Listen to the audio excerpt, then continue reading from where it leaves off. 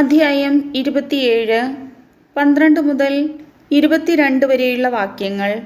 Joshua മോശയുടെ പിൻഗാമി.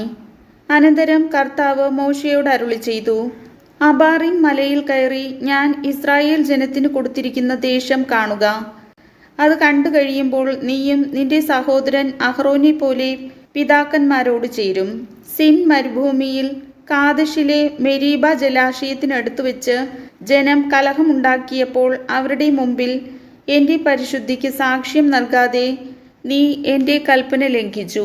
മോശ കർത്താവിനോട് അപേക്ഷിച്ചു, അവിടുത്തെ ജനം ഇടയനില്ലാത്ത ആടുകളെ പോലെ ആയിപ്പോകാതെ എല്ലാ കാര്യങ്ങളിലും അവരെ നയിക്കാൻ സകല ജീവന്റെയും ദൈവമായ കർത്താവ് ഒരാളെ സമൂഹത്തിൻ്റെ മേൽ നിയമിക്കാൻ തിരുവുള്ളമാകട്ടെ.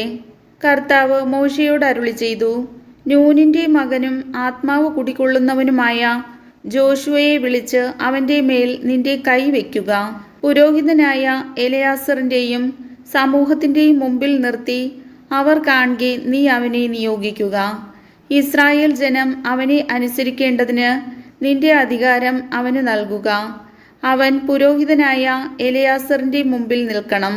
എലയാസർ അവനു വേണ്ടി ഉറീം വഴി കർത്താവിൻ്റെ തീരുമാനം അന്വേഷിച്ചറിയണം. ഇസ്രായേൽ ജനം എല്ലാ കാര്യങ്ങളിലും ജോഷുവയുടെ നേതൃത്വത്തിന് വഴങ്ങണം. കർത്താവ് കൽപ്പിച്ചതുപോലെ മോശ പ്രവർത്തിച്ചു. അവൻ ജോഷുവയെ വിളിച്ച് പുരോഹിതനായ എലയാസറിൻ്റെയും സമൂഹത്തിൻ്റെയും മുമ്പാകെ നിർത്തി. അവൻ്റെ മേൽ കൈവച്ച് കർത്താവ് കൽപ്പിച്ചതുപോലെ അവനെ നിയോഗിക്കുകയും ചെയ്തു. കർത്താവിൻ്റെ വചനം.